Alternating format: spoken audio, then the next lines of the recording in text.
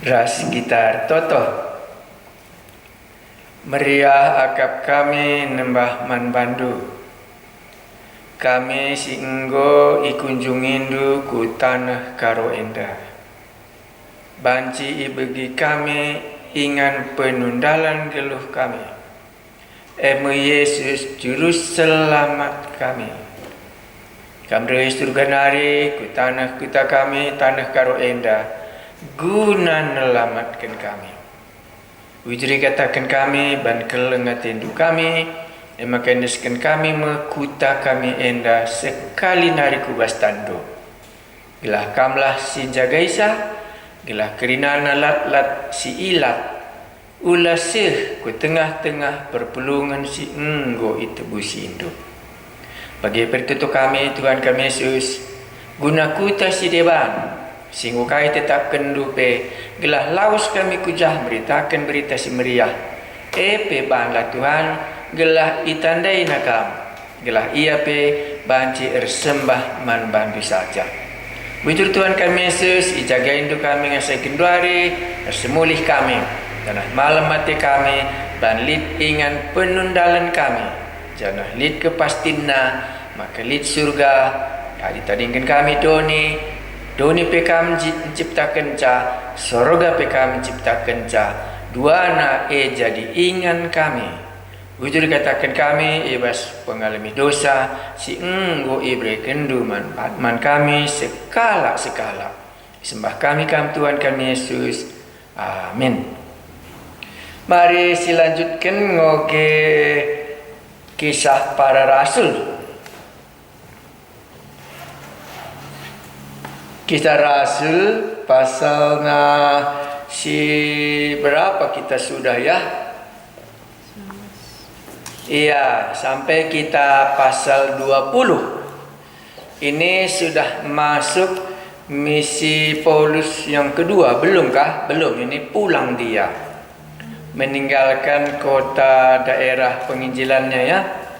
Ya. Pasal berapa kita? Anak-anak sekewa sudah. Pasal 20. Ya, pasal 20 ayat yang pertama.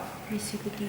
Jadi kalau kita belajar kisah Rasul, janganlah pula kita lupa ya. Supaya orang yang belum dikunjungi Tuhan Yesus, dikunjungi Tuhan Yesus dia.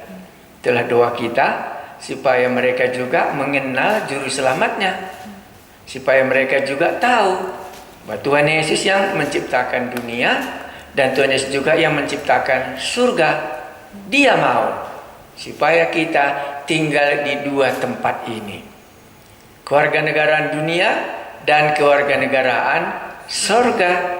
Itulah sukacita kita. Itu hanya bisa dibuat oleh Yesus Kristus Tuhan Juru Selamat kita. Itulah sebabnya dia datang ke bumi. Dan sesudah selesai jalan pengampunan dosa, dia kembali lagi ke surga, supaya nanti dia datang sekali lagi ke bumi. Mudah-mudahan kita masih di bumi dan dijemputnya lah kita, dibawanya lah kita ke surga. Mari kita membaca kisah Rasul pasal 20. Setelah reda keributan itu. Ini di mana ribut itu? Yesus. Iya ya, di Korintus kah? Efesus. Iya, di Efesus ya. Ya. Sesudah reda karena dia sudah 3 tahun di Efesus. Rupanya di Efesus ini sesudah 3 tahun baru muncul perlawanan. Tapi yang menjadi melawan Paulus di sini yang berbeda sekali dengan misi yang lain ialah yang bukan orang Yahudi. Yaitu ada namanya yang penjual yang berjualan patung-patung ya. Dan ini salah satu yang sangat berbeda di semua situasi pekabaran Injil.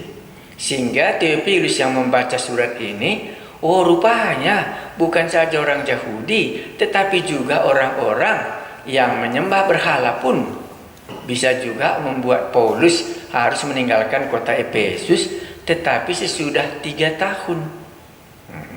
Setelah reda keributan itu, Paulus meninggalkan murid-murid dan menguatkan hati mereka Dan sesudah minta diri, ia berangkat ke Makedonia. Tadi dia seberang dari Makedonia ke Efesus, sekarang dari Efesus dia kembali lagi ke Makedonia. Makedonia itu kurang lebih ya ke Filipi kah, ke Tesalonika kah, ke Berea kah, atau ke Korintus. Jadi daerah Makedonia ataupun Akaya itu keempat jemaat ini. Yang lainnya semua namanya Asia. Efesus itu sudah di Asia dia. Iya, jadi dia menyeberang lagi ke daerah Makedonia. Inilah nanti masuk daerah Eropa sekarang ini. Ia menjelajah daerah itu, akan dijelajahinya ya, dan dengan banyak nasihat menguatkan. Tadi dia mengabarkan Injil, sekarang dia menguatkan. Bisa kita bedakan apa pekabaran Injil dan apa menguatkan iman? Bisakah? Kalau di barat ada namanya makanan utama, gitu ya? Main course. Iya, makanan utama itu main course katanya ya. Itu umpamanya daging gitu ya, rendang gitu. Iya, itu makanan supaya kita kenyang. Sesudah itu ada lagi makanan yang lain. Iya, adakah kue-kuenya sedikit gitu ya? Iya. Jadi di sini ada dua rupanya tugasnya Paulus. Mengertikah kita? Supaya nanti waktu kita berkhotbah, tahu kita bahwa aku sekarang ini berbicara dalam bagian ini. Dan katanya tadi apa? Ia menjelajahi daerah itu dan dengan banyak nasihat menguatkan hati saudara-saudara di situ. Nah, jadi kunjungannya ke Makedonia ini bukan mendirikan jemaat Filipi, bukan membuat kepala penjara menjadi percaya seisi rumah, tetapi memberikan nasihat supaya menguatkan hati saudara-saudara di situ. Lalu tibalah ia di tanah Yunani. Supaya nanti kalau kita khotbah, jangan setiap hari kita khotbahnya. Nah, harus ada sangkut pautnya dengan menguatkan hati. Supaya apa yang dia sudah terima itu bisa dipegangnya, gitu. Nah, ini coba kita pikir-pikirkan nanti kalau kita menyampaikan firman Tuhan. Oh, ini apa yang harus kubuat supaya aku bisa selamat? Oh, ini khotbahnya percayalah kepada Tuhan Yesus. Tapi sesudah itu bagaimana menguatkannya? Beda kan? Kan beda melahirkan baby dengan merawat baby. Beda atau sama? Beda ya? Iya. Mana lebih gampang, melahirkan atau merawat? Nggak tahu kami. Iya, nggak tahu katanya. Iya, pasti bidan-bidan tahu. Pasti dia bidan katakan, oh, melahirkan itu kalau dioperasi 2 jam sudah sembuh. Tapi kalau merawat, iya. Apalagi waktu saya dengar di satu daerah, bayi umur 1 tahun sampai 0 kena COVID. Dan bukan sedikit, hampir 80-an dalam jumlahnya itu. Ya, kok anak-anak kecil dari mana lah dapatnya bayi-bayi ini, kupikir. Karena memang itu sulit untuk merawatnya kalau sudah hidup di bumi ini. Makanya dia menasihatkan dan menguatkannya. Apakah kita bisa membedakan ada khotbah menguatkan dan ada khotbah melahirkan kembali?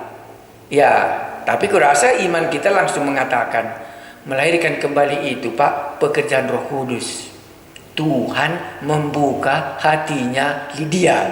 Itu pekerjaan Tuhan, Pak. Kalau menguatkan, bisa bagaimana pengalaman kita bagi iman kita sama dia, bisa imannya pun semakin kuat. Jadi melulu itu kalau bukan Roh Kudus. Kalau kami tidak dilahirkan dari air dan roh, tidak mungkin kita masuk ke dalam kerajaan surga. Itulah makanya di dalam bacaan kita, mulai turunnya hari raya Pentakosta, banyak orang yang bisa menjadi hidup kekal. Karena itu pekerjaan Roh Kudus. Jadi kalau Anda mengkhotbahkan tentang kelahiran baru, nggak boleh Anda sendiri khotbah. Itu harus minta apa? Roh Kudus mendampingi Anda. Jangan Anda sendiri. Kalau sendiri Anda, itu namanya menasihati. Itu namanya menguatkan iman yang sudah diselamatkan. Itulah tugasnya ayat 2. Ayat 3. Sesudah 3 bulan lamanya di situ, sesudah 3 bulan lamanya tinggal di situ, ia hendak berlayar ke Syria. Tetapi pada waktu itu orang-orang Yahudi bermaksud membunuh dia. Di sinilah baru orang Yahudi mau membunuh dia. Karena itu ia memutuskan untuk kembali melalui Makedonia. Iya. Banyak orang mengatakan 3 bulan dia di dalam ayat 3 ini, inilah kerjanya menulis surat katanya. Surat mana katanya? Ada yang surat 2 Korintus katanya. Ada surat Roma katanya. Dari sini ditulisnya sebelum dia berangkat ke Roma. Ya, itulah mereka katakan. Lanjutkan. Ia disertai oleh Sopater anak Pirus dari Berea. Ingat Berea kah? Jadi orang Berea itu sudah mulai menyertai dia. Dan Aristarkus dan Sekundus, keduanya dari mana? Tesalonika. Jadi hasil yang dilayaninya tadi dibawanya ikut sama dia. Ini memang metode pelayanan Paulus. Jadi kalau boleh, demikianlah. Sesudah mereka bertobat, kita bawa ikut. Dan Gaius dari Derbe. Di mana Derbe ya? Iya, Derbe itu pas datangnya, oh ini daerah misi yang pertama, tempatnya daerah Timotius gitu ya. Oh ini dari Derbe ini bukan daerahnya Efesus ini dia, tapi nampaknya dari sana dia ikut gitu. Itulah maka terbentuknya tim. Sebagaimana Tuhan Yesus, banyak orang Galilea ikut dia sampai ke Yerusalem. Ini juga sama. Dan Timotius, kan Timotius itu kan dari Derbe ya. Dan 2 orang dari Asia, yaitu Tikhikus dan Trofimus. Jadi ayat 4 ini menceritakan. Apa ceritanya 4 coba? Ya nggak payah Pak. Nama-nama yang mengikuti. 1 dari Tesalonika, dari Derbe, dari ini, dari ini, dari ini. Inilah timnya sudah. Iya. Ayat 5. Mereka itu berangkat lebih dahulu dan menantikan kami di Troas. Kami di sini ya Paulus bersama dengan Lukas. Jadi orang ini duluan, lantas mereka ini datang ke Troas. Ingat Troas ya? Panggilan Makedonianya dari Troas. Disitulah penglihatannya ada orang Makedonia memanggil, marilah kemari, tolonglah kami. Nah, kalau Anda dengar cara saya khotbah malam ini, inilah namanya cara khotbah bercerita, bukan eksegese. Supaya nanti Anda bisa membedakan, beda-beda rupanya khotbah. Kami cuma eksegese tak tahu kami bercerita. Ini ceritanya ini. Tapi yang saya mau menceritakan nanti, Anda bisa lihat. Berarti sudah banyak pengaruh Paulus. Makanya dari Derbe pun ikut, Timotius pun ikut. Dari Tesalonika juga ikut. Rupanya orang yang sudah diselamatkan dalam pelayanan Paulus itu rindu dia di training, ikut bersama dengan Paulus. Ya, ayat 6. Tetapi sesudah hari raya roti tidak beragi, kami berlayar dari Filipi. Dan 4 hari kemudian sampailah kami di Troas dan bertemu dengan mereka. Mereka yang tadi ya. Nah, di situ kami tinggal 7 hari lamanya. Jadi tadi dari Filipi berarti dia menyeberang ke Troas. Dari mana dulu dia masuknya ke Filipi, dari situ lagi dia pulangnya, gitu ya. Ayat berapa hari mereka di sana? 7 hari. 7 hari. Tadi di Yunani dia lamanya 3 bulan. Nah, jadi ini sudah mengkisahkan. Makanya misi itu nggak bisa tidak harus bersangkut paut dengan rute perjalanan. Tidak bisa tidak harus menceritakan teman-teman yang ikut bersama dengan kita supaya apa yang dibuat Allah tidak ada yang ketinggalan. Itulah maksudnya di sini. Makanya ada nama-namanya di sini dan berapa lama dia di sini. Pada hari pertama dalam minggu itu. Nah, ketika kami berkumpul, ini di mana sudah? Di Troas ya. Pada hari pertama dalam minggu itu, ketika kami berkumpul untuk memecah-mecahkan roti, Paulus berbicara dengan saudara-saudara di situ. Hari apa mereka kumpul? Hari Minggu. Makanya kalau Anda baca nanti di Kisah Rasul 20 inilah jemaat itu mulai beribadah pada hari Minggu. Nanti jumpa lagi kita di dalam Korintus. Makanya pindah dari hari Sabat menjadi hari Minggu. Di sini dia pertama. Ya, barulah mereka waktu minggu ini mereka berkumpul untuk memecah-mecahkan roti sama dengan hidupnya di Yerusalem ya. Paulus berbicara dengan saudara-saudara di situ karena ia bermaksud untuk berangkat pada keesokan harinya. Pembicaraan itu berlangsung sampai tengah malam. Jadi situasinya bisa kita dapat kalau memang malam perpisahan meninggalkan Troas, lama kali mereka di sini sampai tengah malam. Di ruang atas di mana kami berkumpul dinyalakan banyak lampu. Ya, belum ada listrik ya. Ya, itulah makanya ini banyak lampu. Seorang muda bernama Etikus duduk di jendela. Karena Paulus amat lama berbicara, orang muda itu tidak dapat menahan kantuknya. Akhirnya ia tertidur lelap dan jatuh dari tingkat ketiga ke bawah. Ketika ia diangkat orang, ia sudah mati. Jadi terlalu lama kebaktian. Ya kan begitu ini. Tapi tadi rencananya sudah meninggalkan berangkat, itu makanya panjang pembicaraan mereka itu. Jadi pikir-pikir juga kalau lama-lama bisa jatuh nanti. Jatuh dia dari tingkat 3. Berarti tempat mereka ini bisa kita bayangkan bagaimana kondisi rumah dan modernisasi sudah sampai tingkat 3 pada itu. Sudah ada rumah di zaman Troas, sudah di kota ini. Berarti karena itu agak maju sudah. Makanya kalau ini sudah pasti kita katakan bagus. Tidur dia, jatuh dia, mati. Tetapi Paulus turun ke bawah. Ia merebahkan dirinya ke atas orang muda itu, mendekapnya dan berkata, "Jangan ribut sebab ia masih hidup." Setelah kembali di ruang atas, Paulus memecah-mecah roti lalu makan. Habis makan masih lama lagi ia berbicara sampai fajar meningsing. Kemudian ia berangkat. Jadi Petrus juga membangkitkan orang mati, Paulus juga membangkitkan orang mati. Iya, satu di di Yope ya. Iya, satu ini di Troas. Elisa juga membangkitkan orang mati. Elia juga membangkitkan orang mati. Besok minta pendeta membangkitkan orang. Lo kan gitu. Boleh asal jangan kena COVID kan gitu. Kalau kena COVID nanti pendetanya juga sudah kena COVID juga dia. Tapi inilah yang mau kita lihat. Bagaimana pekabaran Injil dalam masa ini, masa-masa Alkitab ini benar. Iya, makanya akhirnya kita harus yakini nanti ada kebangkitan orang mati. Makanya Yesus berkata, "Akulah kebangkitan dan hidup." Jadi ditinggalkannya tempat itu tidak ada bekas negatifnya.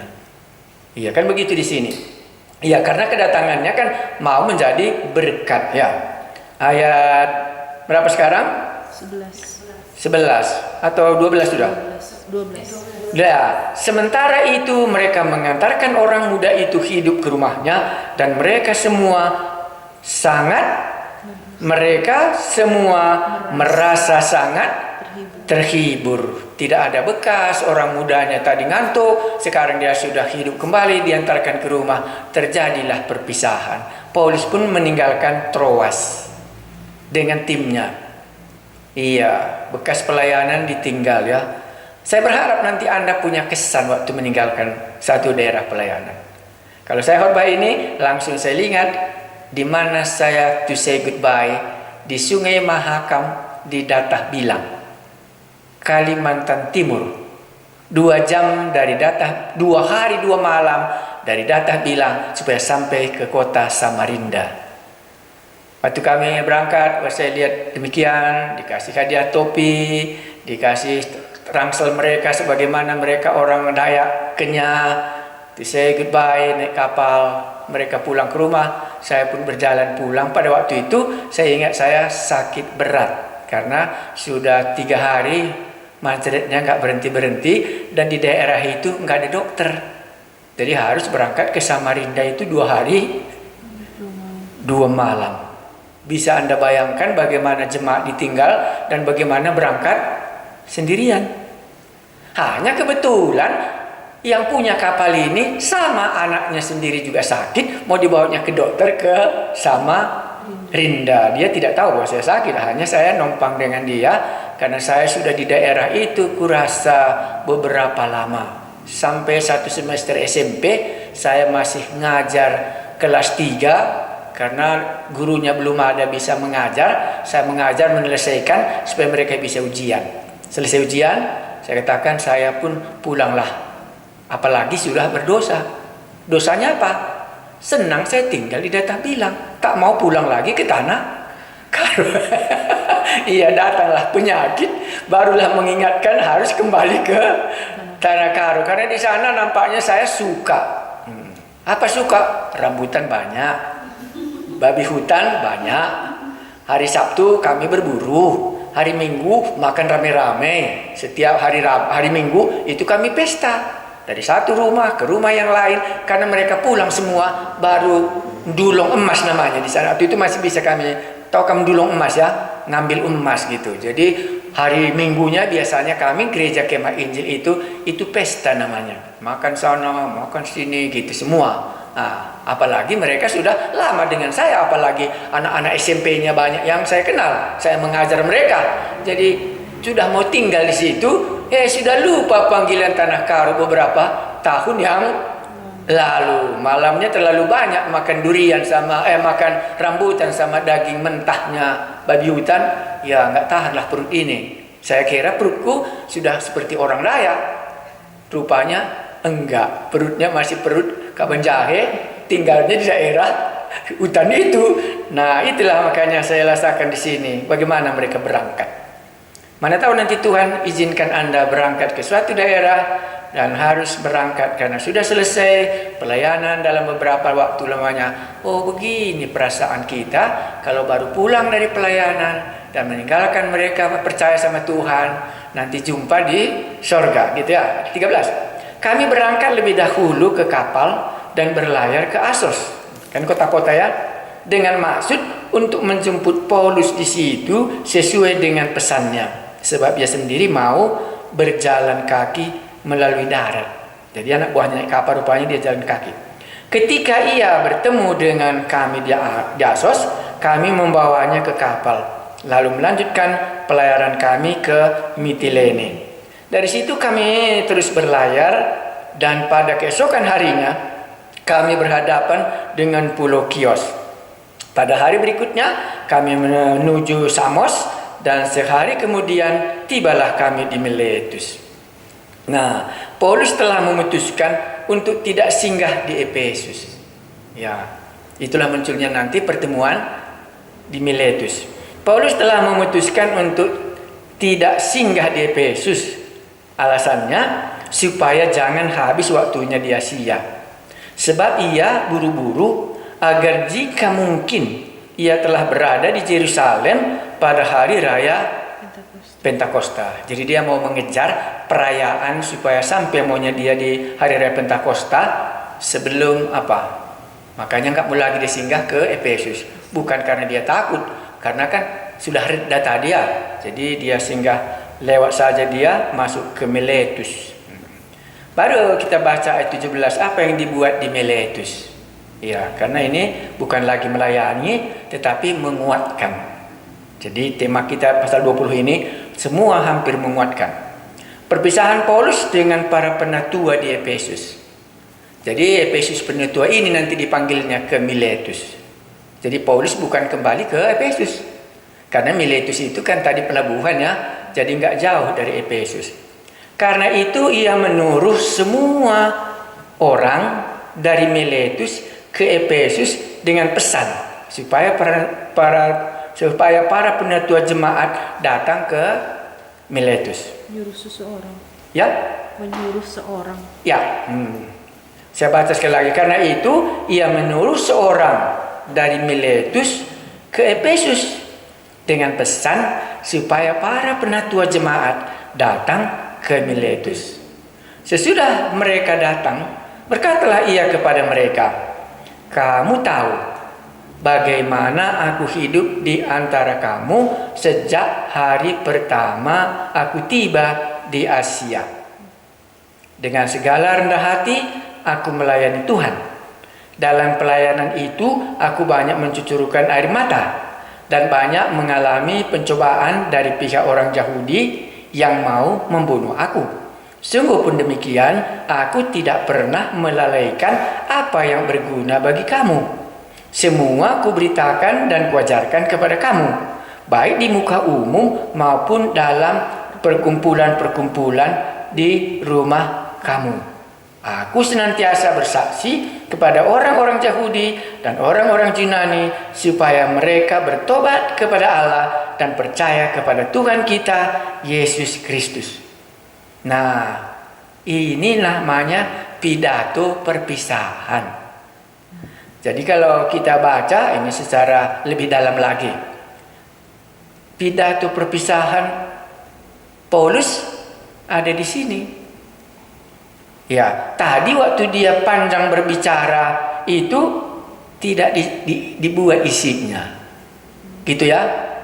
Iya, jadi di sini dia buat cerita perpisahannya. Sama dengan di dalam kitabnya Yosua. Pasal 23-24 itu juga perpisahan Yosua dengan umat Israel. Nah, dalam perpisahan ini apa isi khotbahnya? Jelas yang mendengar khotbahnya siapa? Penatua jemaat. Ya, penatua jemaat ya. Itu yang pas. Ya, jadi dimulainya ini ayat 18. Sesudah mereka datang, berkatalah ia kepada mereka, "Kamu tahu bagaimana aku hidup di antara kamu sejak hari pertama aku tiba di Asia ini." Dia ungkapkan bagaimana jemaat Efesus yang pertama ini mereka tahu mengenai Paulus. Pertama kali dia menjumpai 12 murid ya. Kan 12 murid waktu itu, "Sudahkah kalian terima Roh Kudus?" katanya. Kan itu permulaan. "Ya, belum," katanya kan. Oke. "Dari mana kalian?" "Oh, dibaptis oleh Yohanes Pembaptis," katanya. Karena Apolos di situ khotbah. Nah, maka diungkapkannya, bagaimana kalian tahu permulaan aku datang. Jadi bisa kamu katakan, kalau orang Karo, adirihia ayonaidah, adimulihia belakangnya kelihatan. Makanya Paulus mengungkapkan keadaannya waktu dia datang. Nah, barulah dikatakannya bagaimana aku hidup di tengah-tengah kamu. Katanya apa katanya tadi? Dengan segala rendah hati aku melayani Tuhan. Siapakah bisa menjelaskannya apa rendah hati? Kan bukan rendah pendek atunya. Ini yang hatinya rendah atau bagaimana? Ya, ini ada kebetulan di sini Marga Buru Toba, itu kita tanya dia. Itu apa? Sarah ini kan Buru Toba. Iya. Iya, bagaimana kita bisa mengerti kalau kita rendah hati? Iya. Bisa juga orang katakan, "Aku rendah hati ya, duduk di bawah aku," katanya kan bisa ya. Itu bukan hatinya yang rendah. Ya, itu tempat duduknya ya rendah. Nah, tapi Paulus di sini kalau belum kita nanti dapat jawab, di belakang pasti diuraikannya. Ya, waktu saya baca juga nggak kudapat. Dan waktu ku baca lagi tafsiran orang juga nggak bisa jelaskan apa artinya rendah hati. Iya, karena inilah nomor satu yang Paulus katakan. Kan dikatakannya kan, dengan segala rendah hati aku melayani Tuhan. Dengan bukan kuasa ya. Apa itu? Ada Sarah, apa itu? Coba jelaskan. Rendah hati itu yang seharusnya jadi miliknya tapi tidak diambilnya. Oh, Jadi haknya. oke. Ini jawaban dari Sarah dari studio. Rendah hati itu, walaupun itu haknya, Tapi tidak diambilnya. tidak diambilnya katanya. Karena dilihatnya tafsirannya kurasa dari Filipi pasal 2 ayat 7. Iya, itu dasarnya. Karena Yesus itulah orang yang rendah hati. Walaupun dia sebagai Allah, tapi nggak dipertahankan haknya sebagai Allah. Tapi dia merendahkan diri supaya bisa orang Filipi juga merendahkan diri satu dengan yang. Jadi kalau kita pertahankan semua hak kita gimana? Itu nggak rendah hati kah? Ya nanti di bawahnya di sini, makanya tadi rendah hati itu artinya itu tepat, kalimat itu tepat kali. Rendah hati artinya haknya tidak dipertahankannya. Makanya Yesus itu rendah hati karena dia tidak mempertahankan haknya, tetapi menyerahkannya kepada Allah. Itu rendah hati. Kurasa nanti kita penjelasannya lebih dalam ke bawah. Jadi kalau kita ini rendah hati, kita tidak mempertahankan hak kita, tetapi menyerahkannya kepada Allah. Ya, itu kita rendah hati. Tapi kalau pendapatnya saja ku dengar, pendapat nggak pernah didengar, itu bagaimana coba? Itu rendah hati atau rendah lutut? Iya. Tapi kalau kita ingat itu, ku rasa positif itu. Ku harap Roh Kudus akan berbicara. Karena ini sering ku alami. Tahu aku, tapi tidak ku pertahankan sebagai hakku, tapi ku serahkan kepada Allah yang bisa ngapain? Mengaturnya. Sehingga rencananya yang terlaksana, bukan rencanaku, bukan juga rencana orang lain. Itulah rendah hati. Makanya Paulus di sini mengatakan, dengan segala rendah hati aku melayani Tuhan. Supaya nanti majelis-majelis ini kalau dia rapat, tahu dia tidak bertegang, tetapi harus dengan rendah hati menyerahkannya kepada Tuhan. Nanti kan banyak di bawah bisa kita jumpa, oh ini rupanya rendah hati, aku nggak ngerti rendah hati. Inilah artinya rendah hati. Rendah hati itu artinya apa tadi ayatnya? Filipi pasal 2 ya? Iya, itu ayatnya. Filipi pasal 2, Paulus mengajarkan rendah hati kepada jemaat Filipi, itu Filipi pasal 2. Kristus dibuatnya di situ orang yang rendah hati. Karena kita ini kan sudah berdosa, mana ada lagi rendah hati di sini. Iya, yang ada hanya Yesus kan. Nah, makanya Yesus itulah rendah hati. Diserahkannya haknya, diberikannya kepada Bapa yang mengambil keputusan. Itulah rendah hati. Dan dengan segala rendah hati aku melayani Tuhan. Dalam pelayanan itu aku banyak mencucurkan air mata. Ini air mata kenapa? Karena nggak ada uangnya, atau karena dipukuli, atau karena dipenjarakan? Ya pasti kita ingat Mazmur berapa ya? Barang siapa yang menabur dengan air mata katanya Akan pulang dengan bersorak-sorai. Mazmur berapa? 126 atau orang yang menabur kan gitu ya? Iya. Ya, itulah artinya di sini.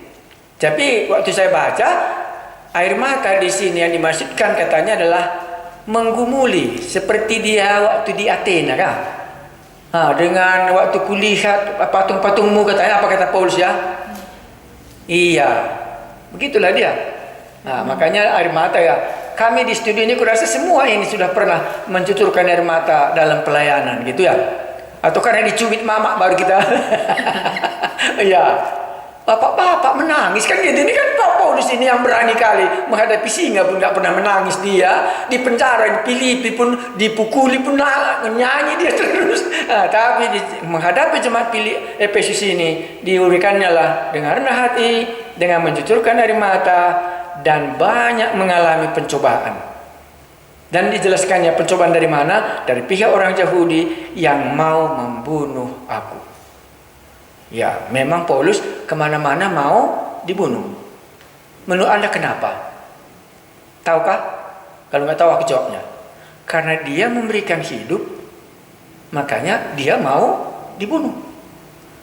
Nah, itulah makanya Paulus mulai dari Damaskus sudah mau dibunuh, diturunkan dari keranjang karena dia memberikan hidup kepada orang yang mati. Dari musuh ini mau supaya memberikan hidup ini, mari kita bunuh. Sama dengan Tuhan Yesus yang memberikan hidup telah kamu bunuh, tetapi Allah telah membangkitkannya. Kan begitu khotbahnya Petrus ya? Iya. Baik, kita berikan 20. Sungguh pun demikian, aku tidak pernah melalaikan apa yang berguna bagi kamu. Jadi kalau ada penderitaan, bisa lalai kan begitu. Makanya tadi malam kita nggak kebaktian karena ya turun hujan nanti, kena petir nanti radio kan nggak bisa lagi jadi kan begitu. Tapi dia bukan itu. Sungguh pun demikian, aku tidak pernah melalaikan apa yang berguna bagi kamu. Tahukah apa yang berguna? Ini juga kurenungkan. Kok Paulus ini tahu apa yang berguna untuk diajarkannya? Kita sekarang ini tahukah kita apa yang berguna kita ajarkan? Karena apa yang berguna bagi kamu tak pernah kulalaikan, walaupun orang Yahudi mau membunuh aku melalui pencobaan dengan air mata, dengan rendah hati. Aku lama merenungkannya. Apa yang berguna bagi jemaat ini? Itulah yang kudoakan. Kalau aku tidak tahu apa yang berguna. Bukan semua khotbah berguna. Bukan semua kebaktian berguna. Katakanlah nasi itu kan berguna ya. Tapi kalau ditaruh nasi ini 2 sumpit bagaimana? Iya, saksang itu berguna. Tapi kalau dimakan 2 kilo gimana? Iya bisa. Makanya Paulus ini tidak ada yang kulalaikan yang berguna bagi kamu. Jauh lebih penting ini menjadi kita pikirkan dalam hidup kita sebagai hamba Tuhan. Apa yang berguna bagi mereka? Pasti Anda langsung tanya, kalau begitu kalau kami mempelajari kisah Rasul ini Pak, menurut Bapak berguna? Iya berguna. Apa alasannya? Karena aku sedang menunggu supaya Roh Kudus berbicara ke tengah-tengah jemaat ini. Karena inilah yang kurasa yang berguna. Ya, itulah makanya Paulus mengambil keputusan tidak kulalaikan apa yang berguna. Makanya kita di sini mencoba menggumulinya di hadapan Allah. Ayat berikutnya, semua aku beritakan dan ku ajarkan kepada kamu. Enggak dipilih-pilihnya khotbahnya kah? Iya. Kalau kita kan sering kita pilih-pilih ya, nggak tahu kita. Dia kan semua katanya ya. Semua aku beritakan dan ku ajarkan kepada kamu, baik di muka umum. Ini maksudnya di muka umum ini tahu kan di mana? Di Tiranus ya. Kan di situ dia ngajar 2 tahun, kan di muka umum itu. Baru di mana lagi? Maupun dalam perkumpulan-perkumpulan di rumah kamu. Perkumpulan itu di mana? Ya 12 orang pada mula-mula itu ya. Nah itu kan perkumpulan mereka. Jadi dia khotbah di Tiranus, dia khotbah di kebaktian rumah-rumah tangga. Iya, aku senantiasa bersaksi kepada orang-orang Yahudi. Rupanya salah satu tidak bisa lupa apa? Kalau tadi kita sudah memberitakan, kita sudah ajarkan, di belakangnya apa? Saksi. Karena itulah salah satu apa yang kita katakan, maka itulah yang kita lakukan. Mampanlah. Bagaimana dia bertemu dengan Yesus, kan itu disaksikannya sini. Maka inilah diajarkannya. Kurasa yang berguna itu, apa yang berguna bagi kita pasti berguna bagi orang lain. Maka dikatakannya bersaksi kepada orang-orang Yahudi dan orang-orang Yunani. Kan 2 grup tadi ya. Supaya mereka bertobat kepada Allah. Kenapa pakai bertobat? Apa bedanya bertobat dengan percaya? Ingat ya, tadi dewa Artemis, tadi disembahnya ke kiri, kan begitu di sini. Bertobat artinya disembahnya kepada Allah yang benar. Tadi disembahnya Allah yang tidak benar. Sekarang mereka bertobat, mereka beribadah kepada Allah, disambungnya dan percaya kepada Tuhan kita Yesus Kristus. Jadi bertobat kepada Allah dan percaya kepada Yesus Kristus, di mana kita dapat diampuni dosa kita sendiri. Nah, itulah makanya di sini nggak ada yang kulalaikan katanya ya. Baik, kita lanjutkan. Berapa sekarang? 22. Tetapi sekarang, ini kan sudah selesai pelayanannya ya, kadang-kadang dilalaikannya. Dia sudah melayani, mereka ini sudah bertobat kan ini. Mereka ini sudah percaya kepada Tuhan Yesus, baru sambungnya. Tetapi sekarang, ada lanjutannya ya. Tetapi sekarang sebagai tawanan roh, aku pergi ke Yerusalem dan aku tidak tahu apa yang akan terjadi di atas diriku di situ, selain daripada yang dinyatakan Roh Kudus dari kota ke kota kepadaku, bahwa penjara dan sengsara menunggu aku. Bagaimana pendatua itu mendengar? Di lingkungan mereka sendiri mereka melihat bagaimana Paulus mau dibunuh. Sekarang sebagai tawanan roh. Kalau di hari raya Pentakosta dipenuhi dengan Roh Kudus. Makanya bagi saya waktu saya membaca ini, nggak ada bedanya dipenuhi dengan Roh Kudus dan ditawan dengan Roh Kudus. Sama dengan di Efesus nanti kan kita baca ya, hendaklah engkau penuh dengan Roh Kudus. Ya, jangan lagi mabuk anggur katanya ya. Tapi hendaklah engkau penuh dengan Roh Kudus. Di sini dia pakai sebagai tawanan roh. Tadi sudah saya ceritakan sebagai tawanan roh harus meninggalkan daerah Dakah bilang, walaupun aku suka tinggal di tempat itu. Harus pimpinan Roh Kudus menyatakan tinggalkan Kalimantan Timur ini. Sudah cocok di situ, tapi bukan selamanya di sini. Panggilan ke Makedonia kan sudah cocok ya. Tapi bukan selamanya di Makedonia, bukan selamanya di Korintus, bukan selamanya di Efesus. Walaupun di situ banyak kemajuan untuk 3 tahun. Akhirnya seluruh Asia mendengar Injil. Nah, sekarang sebagai tawanan roh. Saya harap pada suatu hari Anda akan mengalami ini. Kalau kita menyaksikan bagaimana kita bertobat, kan kita suka juga orang lain supaya bertobat ya. Supaya pengalaman yang sama bisa mereka dapat, kebahagiaan yang sama juga bisa mereka dapat. Nanti kalau bisa Anda sebagai tawanan roh harus meninggalkan satu tempat ke tempat yang lain. Itu baik. Ya, itu baik sekali. Itulah tandanya Allah kita itu kita dengar sebagai tawanan roh. Tahu artinya tawanan penjara ya? Ditarik kita ke sana kemana dia mau kan gitu. Itulah artinya tawanan roh. Dan bukan saja tawanan roh. Dari kota ke kota kepadaku bahwa penjara dan sengsara menunggu aku. Ya, ditawan roh Pak, tapi masa dibawa ke penjara katanya. Ya tanya Tuhan lah, kenapa harus ditawan roh tapi dibawa ke dalam penjara? Jangan nanti Anda lupa juga Matius pasal 4. Sesudah roh Allah menyatakan inilah anakku kasihi, maka dikatakan dalam Matius pasal 4 kurasa roh Allah ia membawa dia ke padang gurun untuk dicoba. Ini juga sama supaya nanti dia bisa sampai ke Roma.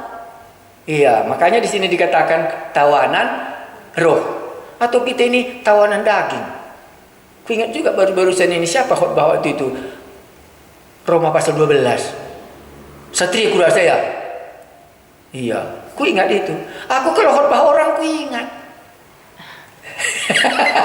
Iya, makanya tadi waktu kami kumpul di sana, ku ingat juga. Oh, ini khotbahnya ketua STT ini baru khotbah waktu tahun yang lalu. Oh, khotbahnya janganlah kehilangan kasih yang mula. Ku ingat khotbah orang. Ini baru Satria khotbah di sini, ku ingat juga itu. Iya, itu nama itu Roma pasal 12, persembahan yang hidup. Iya, ku ingat di situ gitulah.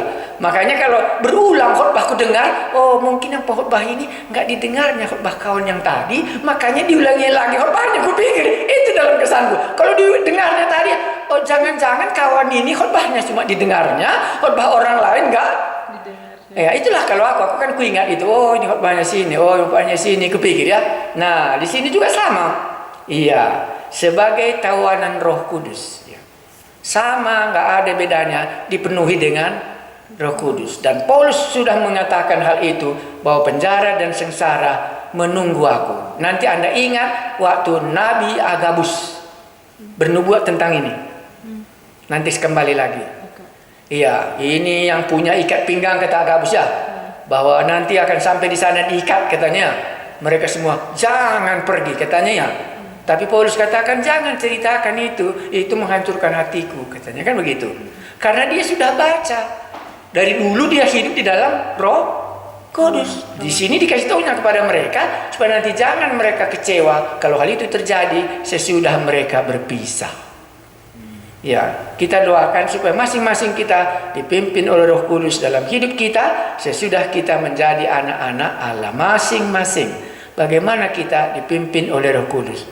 Waktu ku ingat sampai ku ingat sekarang kejadian membangun gereja kita di Medan di kemurahannya, ku ingat satu keluarga jelas sekali dia dipimpin oleh Roh Kudus dalam saat itu.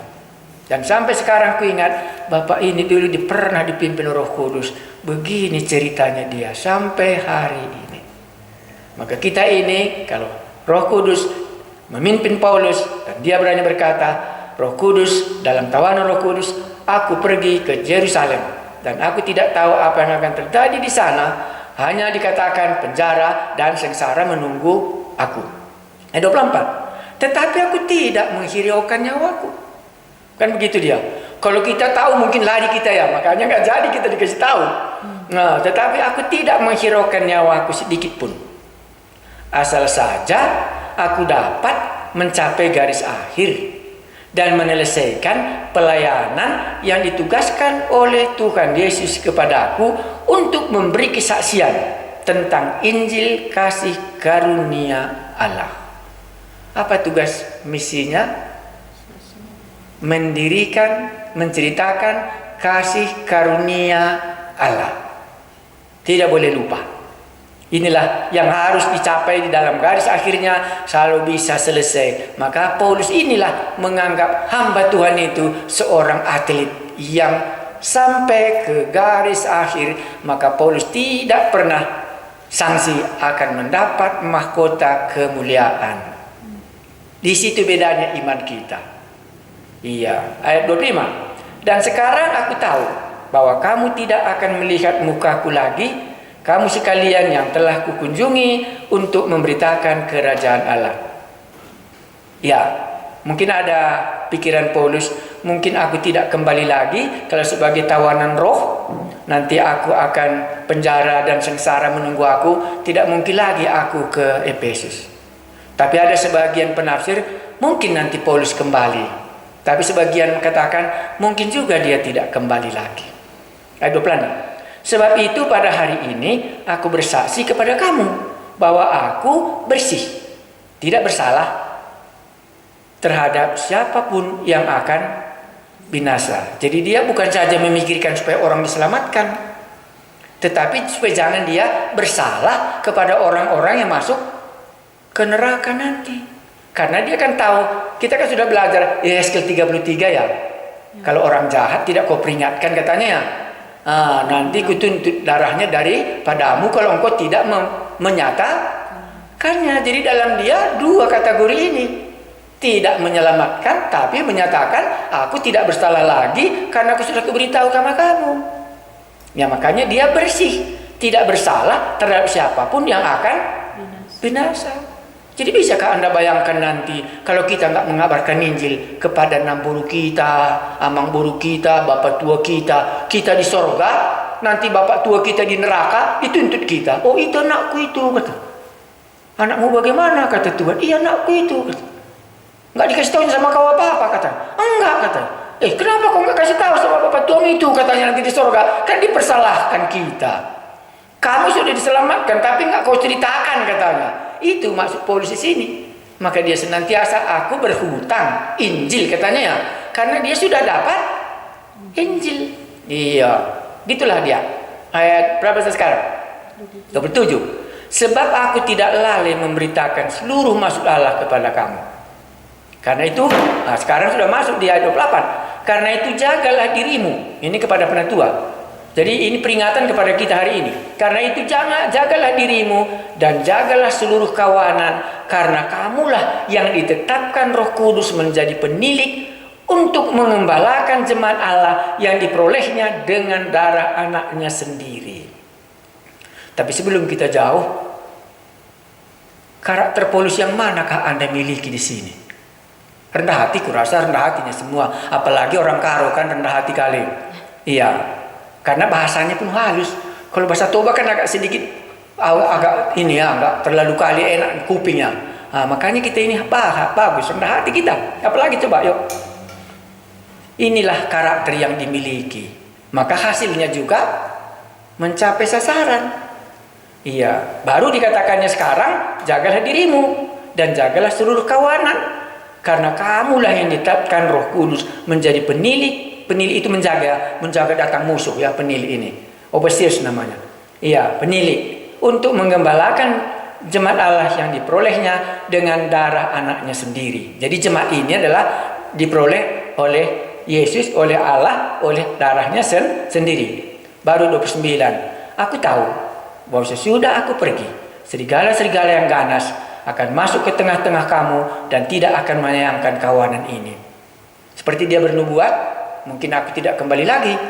Tetapi di sini dia bernubuat akan datang ganas ajaran palsu untuk membinasakan jemaat ini. Dan kamulah yang ditetapkan. Katanya ayat 30. Bahkan dari antara kamu sendiri akan muncul beberapa orang yang dengan ajaran palsu mereka berusaha menarik murid-murid dari jalan yang benar dan supaya mengikuti mereka.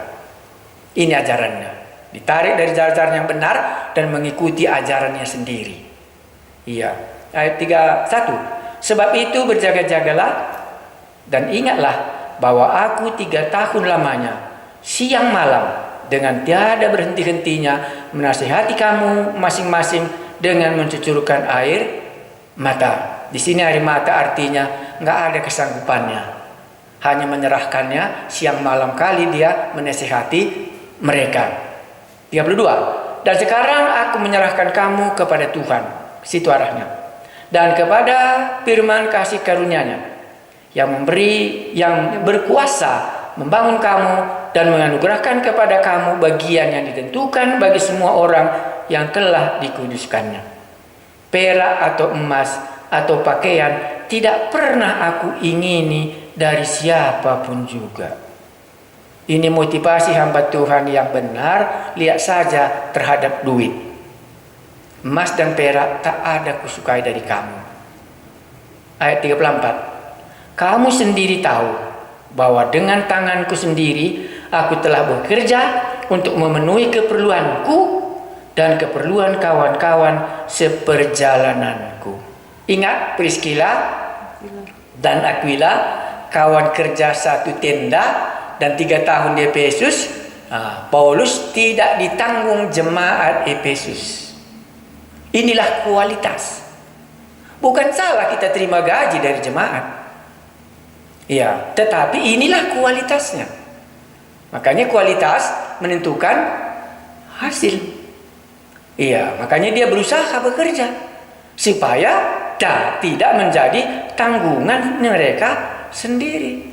Nah, barulah disambung ayat 35. Dalam segala sesuatu telah kuberi contoh kepada kamu.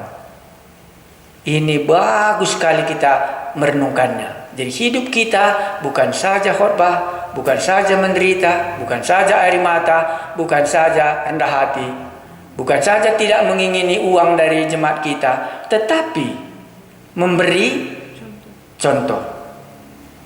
Dalam segala sesuatu telah kuberikan contoh kepada kamu. Makanya kesan kita terhadap orang, apa yang diberikannya contoh dalam hidupku yang bisa diikuti dalam hidup kawanku ini. Inilah dia contoh bahwa dengan bekerja demikian kita harus membantu orang-orang yang lemah dan harus mengingat perkataan Tuhan Yesus, sebab Ia sendiri telah mengatakan adalah lebih baik, lebih berbahagia memberi daripada menerima. Contoh. Apakah ada contoh di dalam jemaat kita ini?